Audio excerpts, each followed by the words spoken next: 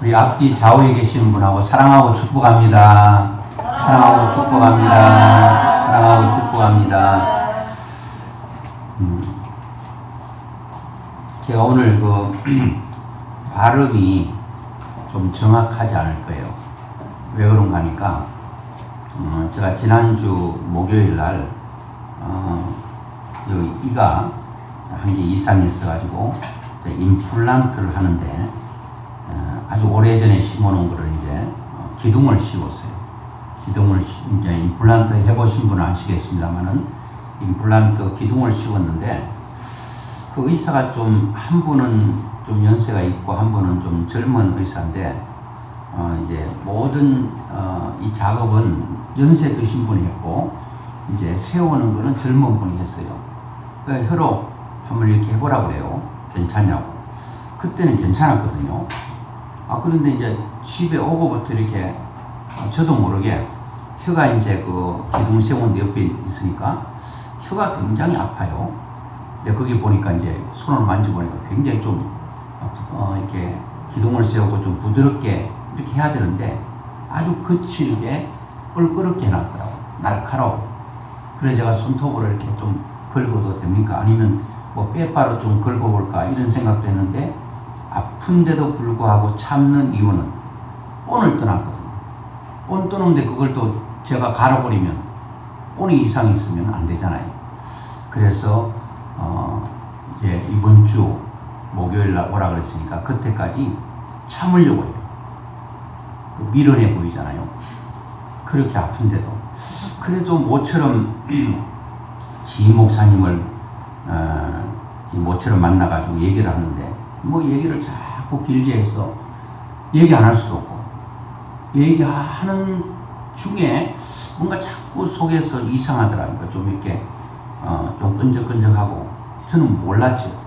이제 한 2시간 정도 얘기하고 왔더니 거기서 피가 흘러가지고 입술에 말라 있는 거예요. 저는 꼭 그 감사절을 앞에 두고 이런저런 일들이 있으면서 이런 것들을 통해서 의사를 좀 원망할 수도 있죠. 하려면 좀 제대로 해가지고 이 아프지 않게 해야지. 이렇게 깔끔하게 해가지고 그 민감한 혀가 이렇게 힘들고 또 불편하고 아프고 말도 제대로 못하게. 막 여기도 볶고 여기도 볶고 막 신경 썼더니 그런 가운데 있어요. 그러면서 저는 생각을 해봤습니다. 야, 우리가 일상 그리고 평범한 거 당연하다고 생각하는 것이 당연하지 않을 때 늘 잘 걷는 사람은 잘 걷는 게 당연하다고 생각해요. 그런데 어떤 사람이 수술을 하다가 다리에 마비가 왔어요. 그동안은 수십 년 동안 걷는데 전혀 애로사항이 없고 불편함이 없는데 다리가 마비가 온 이후부터 내가 그동안 걷고 다녔던 것이 당연하지 않았음을 깨닫고 그것이 다시 완벽하게 회복되진 않아도 어느 정도 회복되고 난 후에 그분은 나는 기적의 다리를 지녔다고 늘 그 다리를 보면 감사하는 사람이 있습니다. 저도 뭐 얘기하는데 불편함이 없고 그랬는데 이게 조금 불편함만 있으니까 말하기도 힘들고 아프고 신경 쓰이고 그러니까 뒤돌아보니까 이것 또한 감사한 일이구나. 내가 뭐 말하는데 불편하지 않아서 감사를 해본 적이 있었나 생각해 보게 돼요. 저는 갑자기 목젖이 이렇게 많이 부어가지고 새벽에 찬양을 할 수가 없어요. 그때 하나님 앞에 결심하고 다짐하기를 주여 저에게 다시 내 마음껏 목소리 낼 수 있을 때 내가 목이 터지라고 하나님을 찬양하겠습니다. 그렇게 작정하고 그렇게 다짐하고 결심도 했거든요. 또 회복이 됐어요. 그러니까 또 그렇게 되나요? 그렇게 되잖아요. 저는 요즘 찬송에 상당한 은혜를 받고 있습니다. 그래서 찬송가를 많이 되도록 그 가사를 머릿속에 외우려고 생각합니다. 외우려고 마음먹으니까 또 외워지더라고요. 여러분, 안 돼. 나는 나이가 먹어서 안 돼. 그렇게 생각하지 마시고 한번 그동안 많이 불렀기 때문에요. 웬만한 거는 여러분들 신경만 쓰면은 몇 곡은 머릿속에 통째로 집어넣을 수 있어요. 그리고 그 찬송가를 머릿속에 집어넣고 눈을 감고 한 번이고 두 번이고 계속 불러보면 한없는 은혜가 됩니다. 찬송가 한 절 한 절 한 장 가운데 한 절 한 절이 얼마나 우리에게 큰 은혜가 되는지 알 수가 없어요. 우리가 많이 불렀던 거 복음성가인데 나 주님의 기쁨 되기 원하니 내가 원하는 것 한 가지 주님의 기쁨 되기 원하니 얼마나 많이 부릅니까? 근데 주님은 너가 나에게 기쁨 되기를 찬양하고 있는데 너가 과연 무엇으로 나에게 기쁨이 되었는가? 이렇게 하나님께서 물으시면 뭐라고 답할 수 있는가? 우리는 사실은 고루한 얘기 같지만 늘 우리는 감사절을 앞에 두고 생각할 때마다 저는 평범한 것, 이것이 평범한 것이 아니고 일상적인 게 당연한 게 아니고 그냥 기적과 같은 삶을 살아가고 있는 거예요. 갑자기 중도에 실명하는 사람 여러분 얘기 들어보셨나요? 처절합니다. 이거는 금방 느낄 수 있어요. 내가 눈을 5분만 감고 한번 주위를 다녀보면 내가 볼 수 있다는 사실이 얼마나 감사한 걸 알게 돼요. 어떤 분하고 통화하는데 통화가 잘 안 돼요. 본인 말하고 늘 끊어요. 답답해요. 잘 못 들으시는 거예요. 나는 내 말만 한다 그런 식으로. 그분이 자기 말만 하고 싶겠어요. 상대가 무슨 말을 하는지 듣고 싶지만 들려지지가 않는 거예요. 여러분, 들려지는 게 당연하다고 생각하시죠? 당연한 게 아니에요. 어느 날 내 귀가 점점 들리지 않을 때 잘 들었을 때를 생각하게 될 거예요. 그때는 이미 때가 늦었다고 생각할 수 있어요. 말할 수 있는 것, 먹을 수 있는 것, 걸을 수 있는 것 다 천지가 감사해요. 근데 우리는 이런 감사를 잊고 살고 감사를 잘하지 못하고 있어요. 아이고 무슨 그런 걸 감사합니까? 나만 잘 봅니까? 나만 잘 듣느냐고요? 나만 말 잘하고 나만 잘 먹느냐고요? 그렇게 되면 인생이요 행복을 잃어버립니다. 당연한 것에 대한 깊은 감사가 있을 때 우리 마음속에 큰 기쁨이 있게 되는데 하나님은 우리에게 원하는 것 딱 하나 있어요. 아들아 딸아 너가 행복하기를 원한다. 그리고 너가 모든 삶에 만족한 삶을 살기를 원한다. 하나님께서 감사절을 두면서 우리에게 감사라고 수없이 말하고 있는데 하나님은 우리에게 감사를 받고 싶어서 그럴까요? 그렇지 않다고 봅니다. 누구의 행복을 위해? 너의 행복을 위해. 여러분 그렇잖아요. 자식들이 뭐 부모가 조금 하면 아이고 감사합니다. 그럼 받고 싶어서 그래요. 감사하다는 마음을 가진 자식을 볼 때 부모는 흐뭇한 거예요.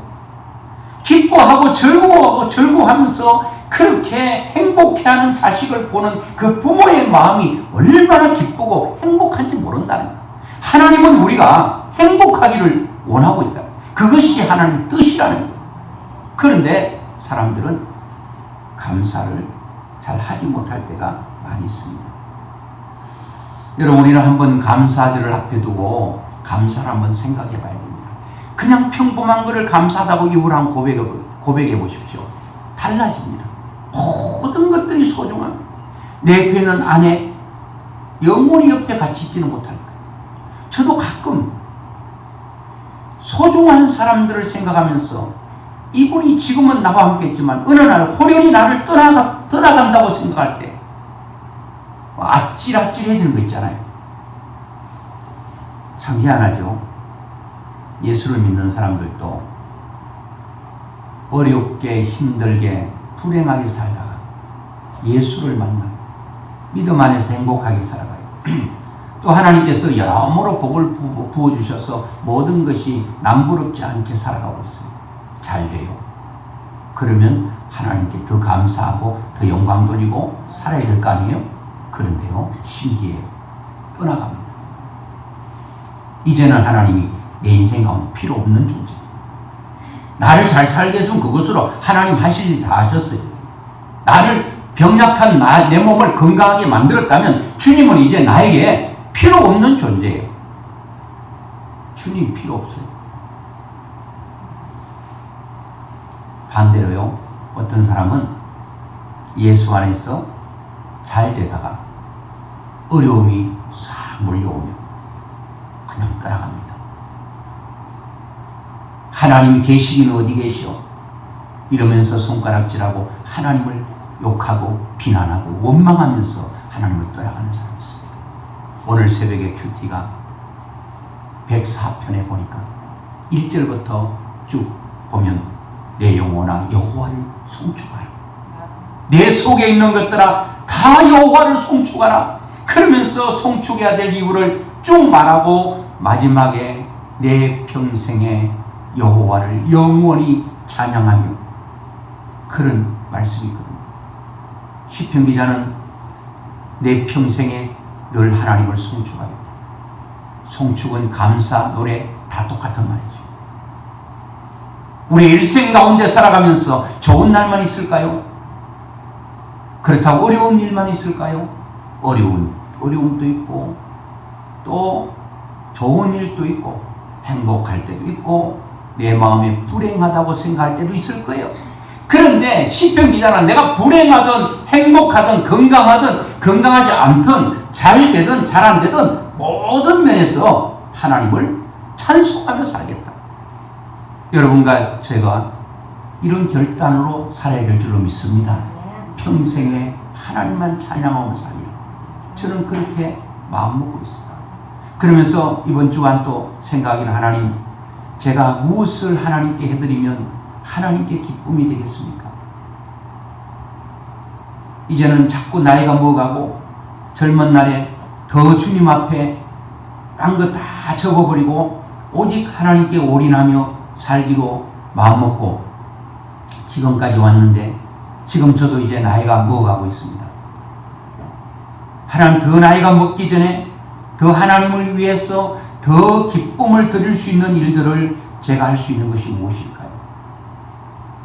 그거는 하나님의 말씀과 일치되는 삶, 강단의 삶과 강단 아래의 삶이 일치하고 하나님의 뜻과 제가 원하든 원치 않든 하나님의 그 뜻에 맞추어서 사는 삶, 그게 하나님께서 원하는, 하나님 기뻐하는 것이 아닐까 그런 생각이 듭니다. 여러분, 너무 크고 대단한 것 찾으면요 감사할 거 없어요. 그렇다고 날마다 승진합니까? 날마다 돈이 하늘에서 쏟아집니까? 이런 굵직굵직한 것만 우리는 감사하려고 해요. 그리고 실제로 보면 사람들은요 사람께 감사는 잘하는 것 같아요. 등산 올라갔는데 너무 목이 나와요. 목이 타들어가요. 근데 정상에 앉아가지고 벤치에 쉬고 있는데 옆에 있는 사람이 오이를 하나 가져와가지고 자기 먹어도 시원찮을고 오이를 3등분 나눠가지고 자기 하나 먹고 저 하나 주고 옆에 사람 줄 때 그걸 달랑 먹으면서 당연히 목마른 사람 줘야지 이런 사람 있어요? 그거 오이 하나의 3분의 1 토막을 먹으면서 그 시원할 때 감사합니다. 목마를 때 누가 물 한 잔 줄 때 감사합니다. 식당 가서 밥 먹고 돈 낸 사람이 주인한테 잘 먹고 갑니다. 감사합니다. 어떤 사람 안 한 사람도 있지. 내 돈 주고 내 밥 먹고 하는데 뭘 감사해. 그러면 인생이 행복하지 않아요. 그냥 감사한 거예요. 아내가 밥 지어주는 거 얼마나 감사할 일이에요. 그 아내 밥 안 지어주는 사람도 있나? 마음이 있다는 거예요. 알아서 먹고 가라는 거예요. 남편 나 잠자야겠다. 거기에 자꾸 이유를 대면요 아내 집 나가버리고 그런다는 거예요. 이제 배짱으로 나간다는 거예요. 옛날에는 남성들이 소리치고 했는데 요즘은 여성들이 소리친다고 그러잖아요. 말 안 들으면 집 나간다. 그게 가장 큰 무기예요. 공국을 요즘은 그건 이제 옛말이 됐는데 옛날에는 아내가 며칠 동안 공국을 남편을 위해서 이렇게 이게 우려내도요. 남편들은 불안해한다. 그거 그냥 며칠 먹을 것 버려놓고 집 나가고 싶어. 그런데 정작 하나님에 대해서 별로 감사가 없어요. 저는 사실 성도들이 하나님 앞에 마음을 드리고 시간을 드리고 정성을 드리고 물질을 드릴 때마다 제 인간적 생각은 일일이 거기에 대해서 감사의 반응을 하고 싶어요. 그런데 이게 하는 것들이 우리가 물질도 드린 게 목사 자신에게 하는 건 아니에요. 하나님께 드리는 거지만 하나님 나라를 위해 쓰여지는 것이지만 그러나 교회를 맡고 있는 목사로서는 늘 감사합니다. 감사합니다.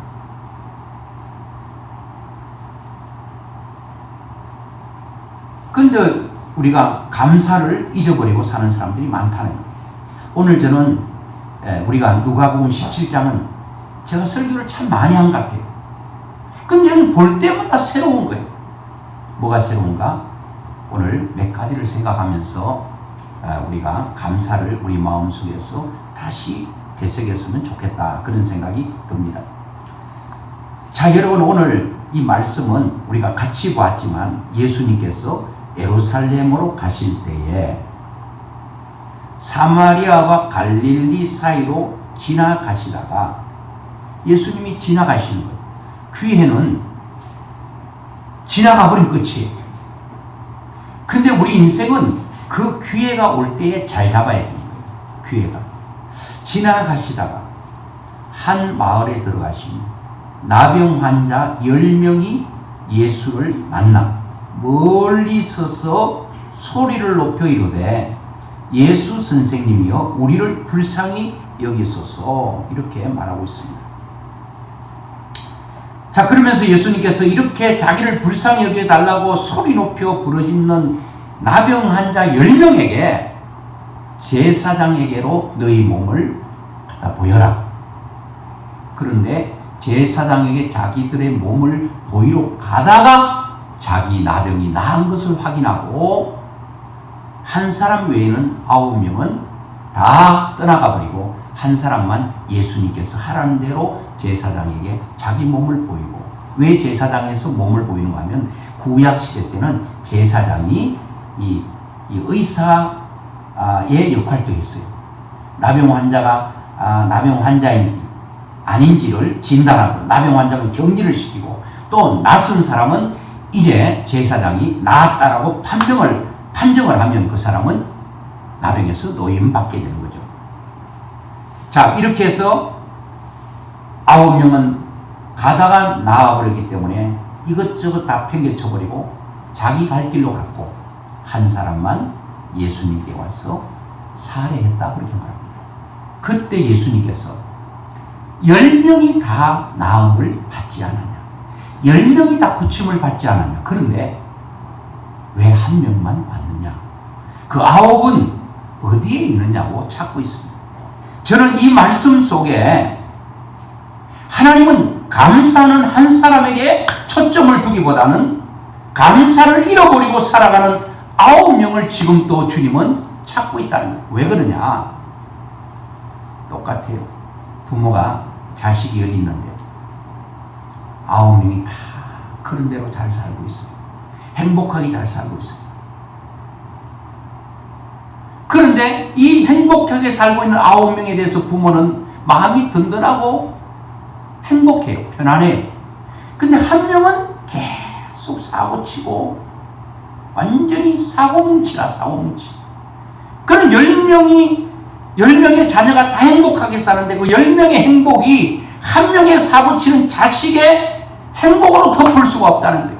한 명 사고치고 골치 아픈 그 자식이 마음에 걸려서 9명의 행복이 사라지고 있다는 거예요. 오늘 주님은 9명을 찾는 이유가 뭔지 아세요? 이렇게 감사할 수 있는 일이 있는데 감사를 잃어버리고 사는 인생에 그 행복하지 못하고 살아가는 인생에 대해서 안타깝게 생각합니다. 너희들도 감사로 알고 감사를 찾고 감사할 수 있는 사람이 된다면 너가 너의 인생에 얼마나 행복한 인생을 살 수 있겠냐. 오늘 주님은 행복하기 원하거든 감사를 찾고 발견하고 감사를 하라고 말합니다. 여러분들이 입술로 감사할 수만 있다면 여러분의 인생은 반드시 행복한 인생이 될 수밖에 없고 여러분은 행복한 사람이에요. 여러분 곰곰이 생각해 보세요. 여러분 자신에게 물어보세요. 대답 안 하셔도 괜찮습니다. 여러분 각자 나는 행복하다. 나는 참 행복한 사람이다. 그렇게 생각됩니까? 아니면 아니야. 아무리 생각해도 나는 행복하지 않아. 나는 행복하지 않다고 생각되시는 분은 오늘 주님께서 행복하기를 원하는 행복하지 않고 감사를 모르는 9명을 감사의 자리로 끌어옮기기를 원하시고 그쪽으로 인도하기를 원하시는 하나님의 말씀 앞에 우리는 그쪽으로 이동해야 될 줄로 믿습니다. 감사를 오늘 말씀을 통해 찾아야 된다. 저는 그래서 여기서 보니까 감사를 모르고 사는 자가 많지 않겠나. 감사를 모르고 사는 사람. 누가복음 오늘 본문 말씀 보니까 11절부터 17절 18절 두 절을 한번 보겠습니다. 11절 13절 같이 보겠습니다. 시작. 예수께서 예루살렘으로 가실 때에 사마리아와 갈릴리 사이로 지나가시다가 한 마을에 들어가시니 나병 환자 10명이 예수를 만나 멀리 서서 소리를 높여 이르되 예수 선생님이여 우리를 불쌍히 여기소서 하거늘. 자 보세요. 여러분들이 누구와 비교해 보니까 나도 나름대로 괜찮은데도 불구하고 나보다 더 나은 사람을 비교하니까 내 행복이 그냥 무너져 버리는 거예요. 모래성이 되는 거예요. 저는 그래서 어떻게 높고 낮은 많이 가지고 가지지 않는 자와 비교하려고 하지 않고 똑같은 조건 속에서 똑같은 환경 속에서 있는 사람을 얘기해 보려고 하는 것입니다. 건강도 똑같고 그리고 가진 것도 똑같고 배운 것도 똑같고 모든 것이 똑같은 사람인데도 불구하고 분명히 똑같은 사람이 9명은 감사를 모르고 사는 사람이 있고 그 가운데 한 사람만 감사하는 사람을 얘기하려고 합니다. 자 오늘 본문 보세요. 보니까 뭐라고 말하고 있습니까? 한 마을에 들어가시니 나병 환자 10명 이렇게 말합니다. 10명은 다 똑같은 병세가 짙고 얕을 수는 있지만 모두가 나병 환자예요. 나병 환자는 여러분 그것이 심하든 약하든 상관없이 무조건 격리됩니다. 이런 면에서는 동일한 거예요. 이 나병은 천형의 병이라고 해서 여러분도 가보셨는데 여수의 애양원이죠. 그 가보면 옛날에 우리나라도 나병 환자들이 있어. 거기 지금 또 나이 드신 분은 살아계셔요. 그때 나병은요 한 걸리면 이게 감각 없이 손가락이 다 떨어지는 거예요. 코가 없어져요. 눈썹이 다 빠져요. 흉측한 모습으로 있단 말이에요.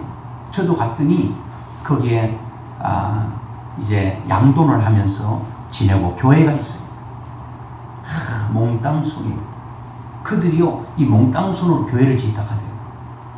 손으로 모래를 집을 수 없고 돌을 집을 수 없으니 자기 입으로 모래를 집어넣고 왔다가 그 얼마나 되겠어요.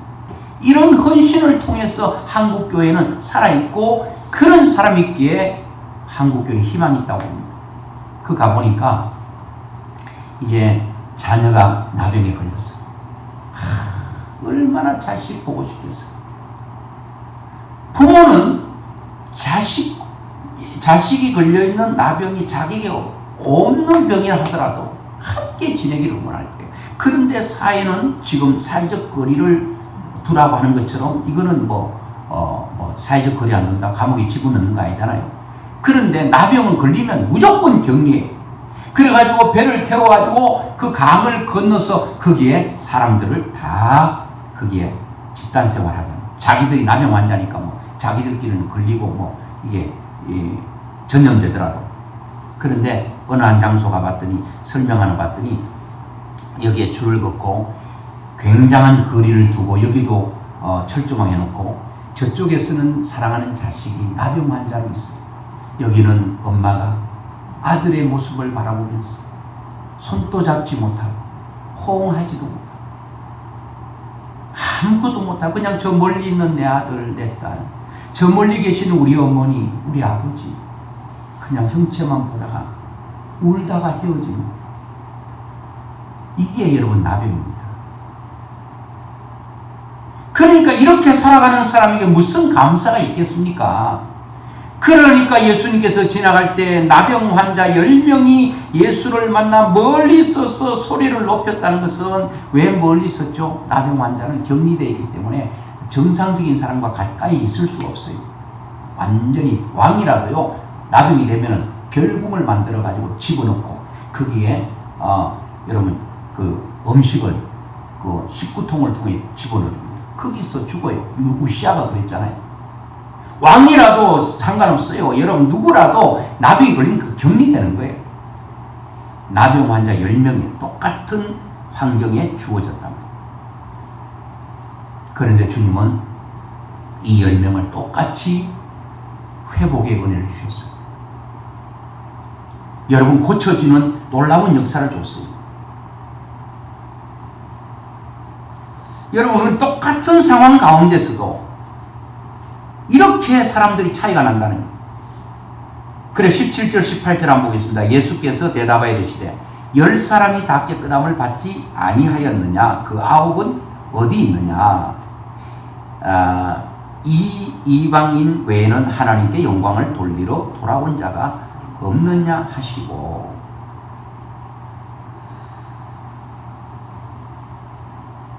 주님께서 감사를 모르고 사는 자 많죠. 감사할 조건이 있어도 감사하지 못하는 자가 이 땅에 얼마나 많은지 몰라요. 그래서 예수님께서 이 사람들에게는 감사할 조건이 생겼어요. 뭐예요? 10사람이 다 깨끗함을 받았으니 감사할 조건이 있음에도 불구하고 감사를 잃어버린 사람입니다. 여러분 모든 게 감사하잖아요. 여러분 무엇을 여러분 더 원합니까?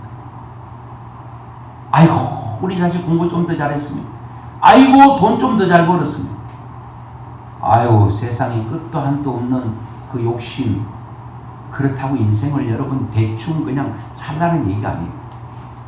오늘 현재에 감사할 수 없는 사람, 현재 행복할 수 없는 사람은 내일에 행복이 없습니다.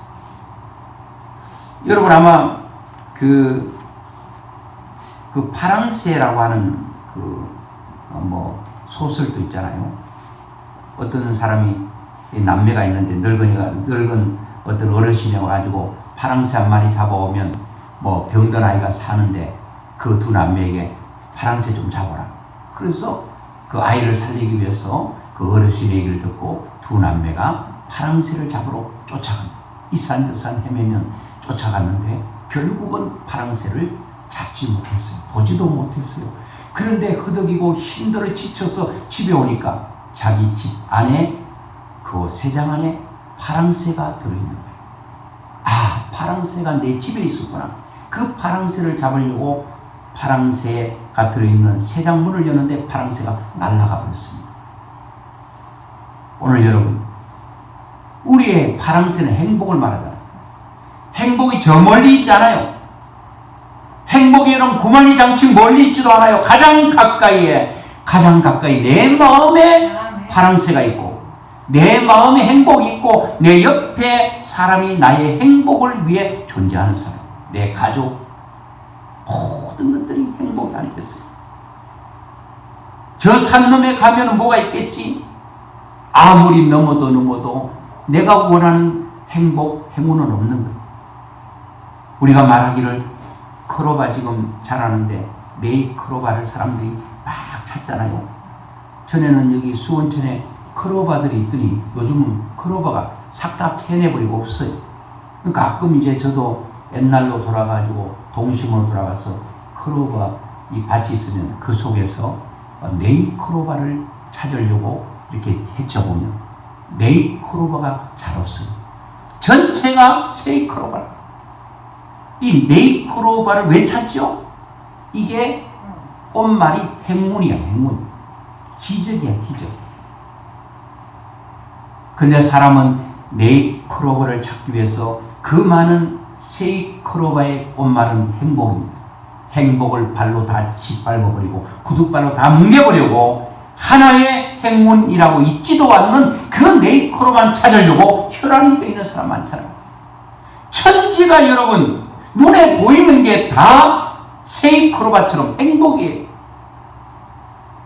지금 여러분 제가 서두에 말한 것처럼 이렇게 교회에 오시게 된 이 자체가 얼마나 감사합니다. 기본적인 감사를 깔고 우리는 인생을 살아야 됩니다.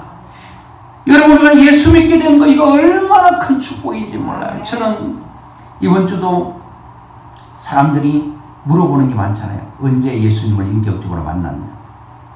저도 가만히 생각해 보니까 이제 십자가를 설교할 때 제가 말씀을 좀 드리려고 하는데 저는 대단하게 예수님을 막 영접하고 그러잖아요. 제가 예수 믿게 된 것은 그것은 기적과도 같은 역사 가운데 예수를 믿게 됐다. 난 그 자체가 기적이지. 이거 대단히 딴 것이 있어야 되겠는가? 그건 아니라. 여러분 눈에 보이는 게 다 행복으로 여러분 느껴져야 돼. 남편을 보니까 행복해. 당신은 나의 행복을 위해 존재. 자식을 들여다봐도 다 행복이야. 여러분 눈길 가는 곳마다가 행복이 되어질 때 그것이 수없이 널려있는 세이크로바처럼 보일 때 나는 행복해서 어쩔 수 없이 살아가는 어쩔 수 없이 살아가는 게 아니라 어쩔 줄 몰라하며 살아가는 내가 이렇게 행복해도 되는가. 그런 것이 우리 그리스도인들 마음속에 있어야 된다는 거예요. 근데 수많은 그런 조건들이 있어도 9명의 문둥병자 조건이 있잖아요. 나는 문둥병자였어요. 천명의 병을 가지고 있었어요. 그런데 고침받았어요. 얼마나 감사합니까? 떠나가 버렸어요. 감사할 수 있는 일이 있어도 감사하지 못하는 사람이 있고 또 한 부류의 사람은 이런 사람이 있어요. 감사할 조건이 있어서 감사하는 사람. 14절 16절 한번 보겠습니다. 시작. 보시고 이르시되 가서 제사장들에게 너희 몸을 보이라 하셨더니 그들이 가다가 깨끗함을 받은지라. 그 중에 한 사람이 자기가 나은 것을 보고 큰 소리로 하나님께 영광을 돌리며 돌아와. 그리고 16절 예수의 발 앞에 엎드려 감사하니 그는 사마리아 사람이라. 18절도 이 이방인 외에는 하나님께 영광을 돌리러 돌아온 자가 없느냐 하시고 여러분 이 사람은 자기에게 감사의 조건이 생겼어요. 아무리 봐도 아무리 둘러봐도 이거는 내 속에 있는 눈물을 다 쏟아 예수님께 드려도 그 감사 다 못할 그러한 일이 생깁니다. 여러분 우리가 감사할 수 있는 조건이 있는 사람은 돌아와야 합니다. 이 사람은 돌아왔다고 했어요. 감사할 수 있는 조건이 있는 사람은 돌아와 하나님께 영광을 돌려야 될 줄로 믿습니다. 이런 사람이 행복한 사람입니다. 여러분 옥토와 박토의 차이가 뭐라고 그랬죠? 계속 돌려주는 것.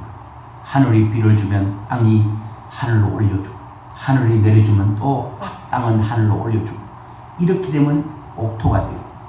박토는 위에서 한번 내려주면 살 닦아 먹어버리고 또 주면 닦아 먹어버리고 그때 올려주는 게 없으면 여러분 물층이 형성되지 않아서 내리잖아요. 그게 사막입니다. 내 마음속에 감사가 하나님께 올려드리고 또 받고 올려드리고 받고 이런 선순환이 계속될 때 하나님은 우리를 통해 기뻐하시고 계속 우리에게 좋은 일들만 계속 우리에게 허락해 주실 줄로 믿습니다. 그리고 이것도 아닌데도 불구하고 감사한 것도 안 한 사람 많죠. 이것도 대단하지만 어떤 사람은 무조건적인 감사를 하는 사람, 무조건. 지난주에 말씀드린 욥이 다 잃었어요. 욥이 다 잃은데도 불구하고 욥이 하나님 앞에 뭐 했느냐? 무조건 하나님께 감사했어요. 욥기 1장 20절 한번 읽어보겠습니다. 욥이 일어나 겉옷을 찢고 머리털을 밀고 땅에 엎드려 예배하며 이르되 내가 모태에서 알몸으로 나와 사온즉 또한 알몸이 그리로 돌아가올지라. 주시니도 여호와시오 거두시니도 여호와시오니 여호와의 이름의 찬송을 받으실지니라 하고 이 모든 일에 욥이 범죄하지 아니하고 하나님을 향하여 원망하지 아니하니라. 여러분, 원망하지 않는 삶, 그게 감사의 삶입니다. 여러분, 그리고 다니엘서 6장 10절 같이 한번 보겠습니다. 시작. 다니엘이 이 조서에 왕의 도장이 찍힌 것을 알고도 자기 집에 돌아가서는 윗방에 올라가 예루살렘으로 향한 창문을 열고 전에 하던 대로 하루 3번씩 무릎을 꿇고 기도하며 그의 하나님께 감사했더라 그랬어요. 여러분, 이게 무조건 감사 아니겠어요? 자기가 죽는 게 눈에 보이는데도 하나님을 향하여 여전히 감사하고 있는 거예요. 사람은 이래 죽어도 죽고 저래 죽어도 죽어요. 여러분, 죽음 앞에서도 감사할 수 있는 신앙, 이거 최고의 신앙이 아니겠습니까?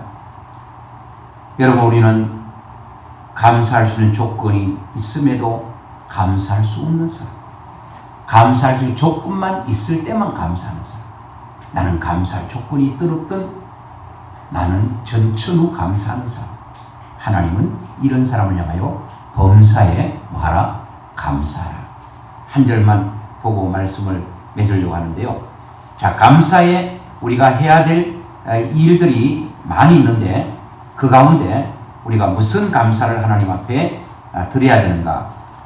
그 말씀을 한번 보고 말씀을 맺으려고 합니다.